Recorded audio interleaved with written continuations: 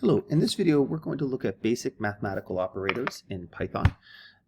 We want to remember going into this that we have two numerical types. We have integers and we have floats. So floats are decimals and integers store integers, and even though 9 and 9.0 seems the same to us, a computer will store those differently.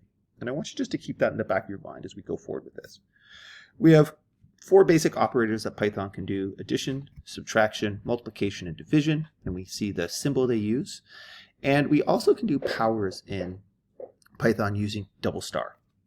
And I want you to walk away from this knowing that Python will follow order of operations, and we can change that order of operations by using brackets, just like we would in any mathematical expression. So down here we have an assignment statement, and an assignment statement is something where we have a variable equals, and we always look at the right-hand side first, and then we evaluate that and put the result into the variable on the left-hand side. So 4 plus 5 we know is 9, and so we print x, we get 9. And sure enough, there you go, we get 9.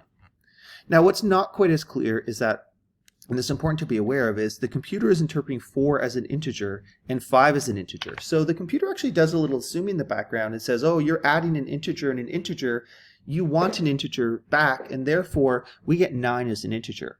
If I change this to 5.0 and then I run this now, notice I get 9.0 now, which means that 9 is now stored as a float.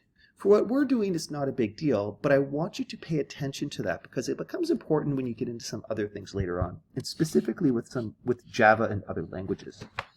So, you know, we could do something like 4 plus 5 times 2, and this would actually work out and would calculate for us 10, because 5 times 2 is 10, plus 4 is 14. So if we run this, 14, and sure enough, we get an integer value, 14. We could do something like plus 5 divided by 2. There's our division going on. So what we have here is we have 4 plus 5 times 2 plus 5 divided by 2. This is going to perform order of operations. So it's going to say this is going to evaluate to, let's just put a line below here. Oops. This is going to be 4 plus 10 plus 2.5. And then what it's going to realize right away here, let's do it like this, x equals, I'll put a comment here. There it is.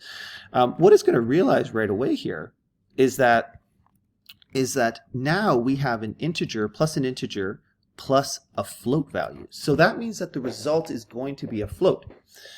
And so we say 4 plus 10 is 14, 15, 16.5. And there it is.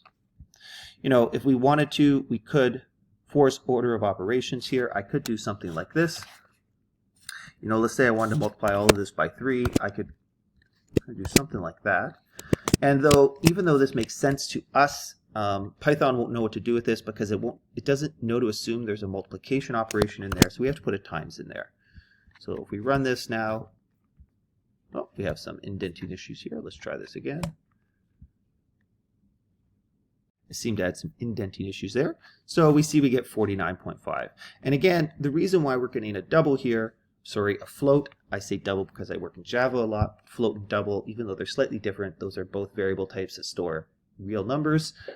It's because of this 5 divided by 2. And that's Python saying, you're doing division, you're probably going to get a decimal, so I'm going to generate a decimal in this case, which is a float.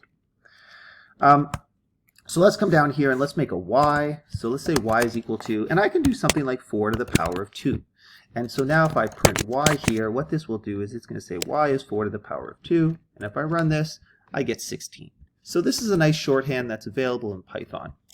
So if I wanted to do, find the hypotenuse of a right angle triangle with one leg of 3 and one leg of 4, we're going to say hype equals, and we could bracket this, and we're going to say 3 to the power of 2 plus 4 to the power of 2, all to the power of 0.5. And I can use this 0.5 to do square root.